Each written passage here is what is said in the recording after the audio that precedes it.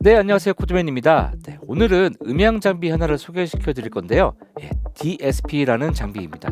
디지털 스피커 프로세서 또는 디지털 시그널 프로세서 이렇게 부르기도 하는데요. 스피커에 이퀄라이저나 크로스오버, 딜레이 이런 것들 적용시켜서 스피커를 튜닝할 때 사용하는 장비가 되겠습니다. 네, 오늘 소개할 장비는 림 QX48인데요. 네, 친숙한 브랜드죠. 림 하면 가장 먼저 떠오르는 게 순차 전원 공급기입니다. 아마도 우리나라의 순차 전원기를 보급한 회사 하면은 림이 떠오르실 겁니다. 그 회사에서는 뭐 라이너레도 만들고 기타 다른 스피커, 파워 앰프 이런 것들도 만드는데 몇 년 전부터는 이 DSP도 만들고 있었습니다. 최근까지 그 제품이 생산이 중단되었다가 버전 2로 새로 리뉴얼해서 나왔습니다. 그 제품이 이 제품인데요. 오늘 이 제품에 대해서 한번 알아볼까 합니다. 이름에서 알 수 있듯이 QX48 4인 8아웃의 제품이고요. 정확히 말씀을 드리면 이 림 QX48 같은 경우는 림에서 직접 개발한 제품은 아니에요. 독일에 있는 올 DSP라는 회사에서 OEM으로 생산하고 있는 방식인데요. 내부에 있는 부품은 전부 독일에서 생산하지만 한국에서 조립을 해서 판매를 하고 있는 그런 제품이 되겠습니다. 그렇다니까 품질은 어느 정도 보장이 된다는 이야기예요. 모투 인터페이스 같은 경우에도 부품은 중국에서 생산하지만 어셈블리, 그러니까 조립은 미국에서 하는 경우도 있죠. 이 제품도 그렇게 생각하시면 될 것 같습니다. 자, 그러면 한번 스펙을 한번 보고 그 다음에 외형을 살펴보고 그 다음에 이 DSP를 직접 연결해서 소프트웨어도 한번 살펴보는 시간을 갖도록 하겠습니다. 네, 림 QX48 버전 2.0이고요. I/O 구성은 4인 8아웃으로 되어 있습니다. 아날로그 4채널과 그 다음에 ASBU 2채널 그리고 아날로그 아웃 8채널이 되어 있는데요. 아날로그 입력은 기본 4개를 받고요. 그 다음에 ASBU 입력 단자가 따로 있습니다. 거기에서 2채널을 받아서 어차피 이 DSP는 4인 8아웃의 구성을 갖고 있거든요. 그래서 그쪽에다가 ASBU를 라우팅을 해서 아날로그 2개, 디지털 2개 아니면은 아날로그 4개 이런 식으로 해서 구성을 해서 쓸 수 있도록 되어 있습니다. 그리고 샘플레이트는 24비트의 96kHz의 샘플레이트를 갖고 있고요. 레이턴시는 0.99ms/이라고 합니다. 굉장히 짧은 편에 속하죠. 다이내믹 레인지는 인풋은 118dB, 아웃풋은 114dB 꽤나 괜찮은 다이내믹 레인지를 갖고 있고요. 그 다음에 프리퀀시 레인지는 20에서 26Hz의 주파수 응답을 갖고 있습니다. 그 다음에 딜레이 퍼 아웃, 그러니까 이 DSP에서 줄 수 있는 최대 아웃단에 걸 수 있는 딜레이 길이를 말하는데요. 약 2000ms/까지 줄 수 있습니다. 꽤 넉넉하게 들어가 있는 편이에요. 어떤 DSP 같은 경우에는 딜레이가 되게 짧게 들어가는 게 있어요. 그래서 스피커 프로세서를 고를 때 이 아웃풋 딜레이도 굉장히 중요한 역할을 합니다. 왜냐하면은 보조 스피커를 설치할 때 딜레이 값을 많이 줘야 되는데 그렇지 못하는 경우들이 있거든요. 그래서 이 꼭 딜레이 값이 어디까지 적용되는지 살펴보셔야 됩니다. 2000ms/이고요. 그 다음에 맥시멈 인풋 레벨은 22dB고요. 그 다음에 맥시멈 아웃풋 레벨은 12dB입니다. 인풋 레벨 플러스 22dB까지 받으니까 꽤나 잘 받고 있는데요. 출력 부분이 조금 아쉽기는 해요. 플러스 20dB를 넘지 않고 12dB인데 플러스 12dB도 작은 편은 아닙니다. 보통 5인패 중에서도 그냥 쓸만하다 싶은 게 12dB나 18dB 정도 나오거든요. 물론 프로급의 장비들은 24dB 정도가 나오긴 하지만 이 제품 같은 경우는 이제 플러스 12dB까지 나옵니다. 사용하시는 데는 큰 지장은 없지만 앰프의 값을 좀 더 키워줘야 된다는 단점이 좀 있어요. 그래서 게인 스트럭처가 좀 안 맞는 경우에는 히스 노이즈가 좀 날 수도 있습니다. 그 부분에 대해서 유의를 하시고 세팅을 하시면 아주 잘 쓰실 수가 있습니다. 네, 그리고 이 DSP 같은 경우는 FR 필터를 적용할 수 있는데요. 384탭의 FR 필터를 8개 아웃에 다 쓸 수 있습니다. 그리고 PEQ는 모든 채널에 10개까지 걸 수 있고요.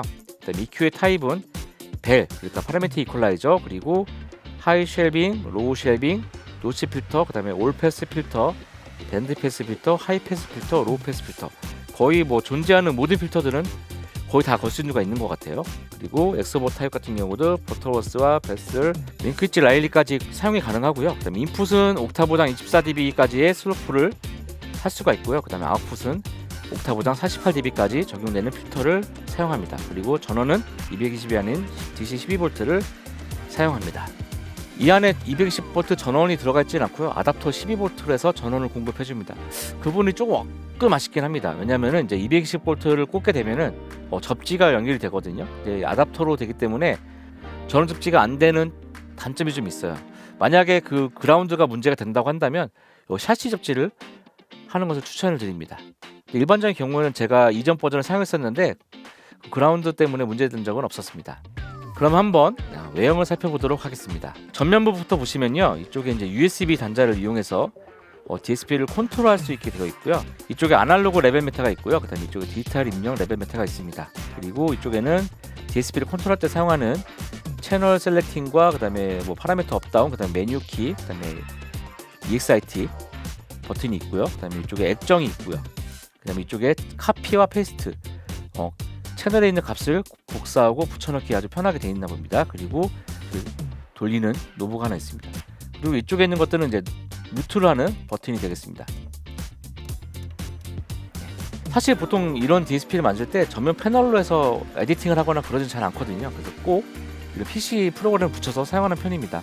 이 전면 패널을 이용해서 사용할 수도 있지만 PC를 연결해서 마우스와 키보드로 해서 접근하는 것이 훨씬 더 빠르고 쉽거든요. 그래도 이 전면에서 어느 정도 사용하는 것을 익숙해준다면 급하게 조정을 해야 될 경우 유용할 수 있습니다. 그래서 기본적인 동작들은 좀 익혀두는 것이 좋겠습니다. 자, 여기 입력 단자인데요.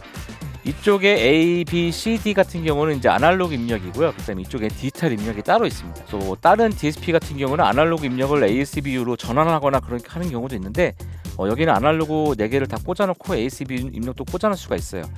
제가 아까 소프트웨어를 좀 살펴봤더니 만약에 ASB를 꽂았다가 ASB가 끊어졌을 경우는 아날로그로 자동으로 절체되는 그런 기능까지도 설정을 할 수가 있더라고요.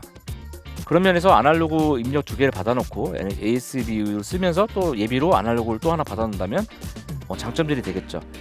보통 M32나 X32를 사용할 경우에는 ASB 출력이 있습니다. 그리고 DL32를 사용할 때도 ASB 출력이 있죠. 그 ASB 출력에서 이 DSP로 바로 연결하시면 콘솔의 DA 컨버터와 DSP의 AD 컨버터를 거치지 않고 바로 디지털과 디지털로 연결이 되기 때문에 가장 좋은 연결이 되겠습니다. 그래서 저 같은 경우에는 이렇게 ASB 입력이 있는 경우에는 콘솔에서 ASB로 메인아웃을 넣어주고요. 그 다음에 아날로그 입력을 다시 콘솔에서 억스나 또는 아니면 모노아웃 이런 것들을 이용해서 서브퍼 입력을 따로 넣어주는 경우도 있습니다. 그리고 입력이 남는다고 한다면 보조 스피커 입력도 따로 넣어주는 경우도 있고요. 그럴 경우 여기에 메인아웃을 꽂고 그다음에 1번에다가는 뭐 우퍼, 그다음에 2번에다가는 보조 스피커, 딜레이 스피커를 넣어주면은 입력을 따로따로 조정할 수가 있겠죠. 그다음에 이쪽에 보이시는 이더넷 단자는 이제 네트워크로 이 DSP를 컨트롤할 때 사용하는 단자입니다. 옵션을 추가하시면 여기 단테가 활성화가 되는데 이 제품 같은 경우는 아직 단테는 장착되어 있지 않습니다. 아날로그 출력 8개가 있고요. 자세히 보니까 전부 뉴트리 커넥터를 사용했네요. 그리고 이쪽에는 DC 12V 2A 전원을 사용하고요. 그다음에 전원 버튼이 있습니다. 여기 인증번호하고 모델명이 있고요. 시리얼을 보니까 이게 2번인가 봐요. 이렇게 한번 간단하게 외형을 살펴봤는데요. 대부분의 DSP가 다 이런 식으로 생기긴 했습니다. 그리고 제가 이 제품을 찾아보니까 AD 컨버터와 DA 컨버터를 상당히 그래도 괜찮은 제품들을 쓰더라고요. 이 제품 같은 경우에는 이제 입력에는 AKM 제품이 들어가 있고 그다음에 출력단에 ESS 사브레 제품이 들어가 있는데요. 그래서 그 사용된 칩을 찾아봤더니 하이파이나 뭐 이런 쪽에서 사용하는 괜찮은 칩들을 사용했더라고요. 그러니까 소리의 퀄리티는 보장이 되는 것 같습니다. 이 DSP를 켜고 그다음에 USB 케이블 연결해서 프로그램 한번 연결해 보도록 하겠습니다. 림 프로그램을 실행해 주도록 하겠습니다. 실행을 하시면 여기 바로 잡히고요. 누르시면은 여기 프로그램이 로딩이 됩니다.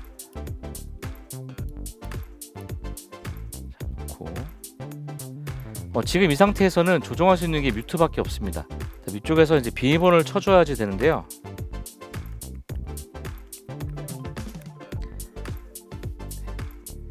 이 비밀번호를 쳐줘야지만 디테일한 조정이 가능하겠습니다. 이쪽에서 입력을 아날로그 입력과 여기 아날로그 2번, 그다음에 이쪽에는 뭐 ASBU A, B 이런 식으로 패치할 수가 있고요. 여기 단테가 뜨긴 하지만 이 제품 같은 경우에는 단테 옵션이 없기 때문에 상관이 없겠습니다. 여기에 이제 링크하는 버튼이 있고요. 일부 합칠 거니까 뭐 괜찮냐 이렇게 물어보는 겁니다. 여기 아웃풋도 링크할 수 있습니다. 그리고 인풋, 뮤트하는 것들이 있고요. 일단 이름도 쓸 수 있고요. 자, 그러면 이제 메인이고 이제 엑스오버 크로스오버를 세팅할 수 있는 창이 따로 나옵니다. 이쪽에서 LR48까지 다 48dB까지 설정이 가능하고요. 그다음에 여기서도 뮤트를 할 수 있고 그다음에 페이지 인버트도 여기서 할 수 있습니다. 인코드 여기서 할 수 있고요. 입력입니다. 입력에도 총 10개의 파라미터 이퀄라이저가 있고요. 이런 식으로 마우스로 드래그 앤 드랍으로 조정이 가능하고요. 아니시면 여기다 입력을 해서 직접 조정하실 수도 있습니다. 이런 식으로요. 네, 여기 필터 타입은 여기 노치 필터와 올 패스, 그 다음에 로우 쉐이브, 하이 쉐이브, 밴드 패스, 하이 패스 이런 것들이 다 존재하죠. 하이 패스, 로우 패스, 올 패스는 당연히 안 나오고요. 노치 이런 식으로 다 나오고 있습니다. 여기 딜레이도 적용이 가능하고요. 미터로 하면은 몇 미터까지 들어갔는지 한번 볼게요. 100m를 넣어보겠습니다. 100m 다 들어갔고요. 200m까지 넣어보겠습니다. 200m도 들어갔고요. 300m까지 넣어보겠습니다. 300m도 들어가네요. 100m까지 넣어보겠습니다. 500도 들어가네요. 686.5m 미리세컨으로 하면은 2000ml까지 딱 들어가게 되어 있네요. 앞으로 레벨 조정하는 게 있고요. 그 다음에 여기 리미터를 설정할 수 있게 되어 있고, 이쪽에는 오픈 컴프레서, 이쪽을 누르시면은 이 컴프레서 항목이 또 따로 나옵니다. 밴드 패스가 되네요. 다이내믹 컴프가 들어있네요. 되어 있고요. 그 다음에 인풋은 다 똑같고요. 아웃풋도 똑같이 이 10개의 파라미터 이퀄라이저와 그 다음에 이쪽에 크로스오버 필터, 그리고 이쪽에는 이제 입력을 믹서해 줄 수 있는 믹서가 들어있고요. 여기도 똑같이 다 리미터와 다 들어가 있고요. 여기 이제 FR 필터를 적용할 수 있는 탭이 있습니다. 이걸 누르시면은 FR 필터 파일을 넣는 게 나오고요. 이런 식으로 해서 조정을 해서 사용하실 수가 있습니다. 프리셋은 총 100개까지 저장이 가능하다고 하고요. 지금은 이제 깨끗한 상태죠.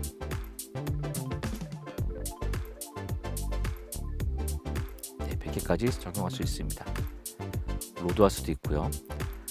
UI도 아주 깔끔하고 사용하기 편하게 되어 있습니다. 이 림 QX48 같은 경우는 이제 아까도 말씀드렸죠. 올DSP라는 독일에 있는 DSP 회사의 제품을 OEM한 것인데요. 이 회사의 DSP를 쓰는 외국 스피커 브랜드나 앰프들도 많이 있습니다. 그렇기 때문에 어느 정도 검증된 제품이고, 아까도 말씀드렸다시피 AKM이나 ESS 이런 아주 좋은 ADC와 그다음에 DAC를 채용한 DSP이기 때문에 은리적으로도 상당히 괜찮은 제품입니다. 가격은 좀 비싸기는 해요.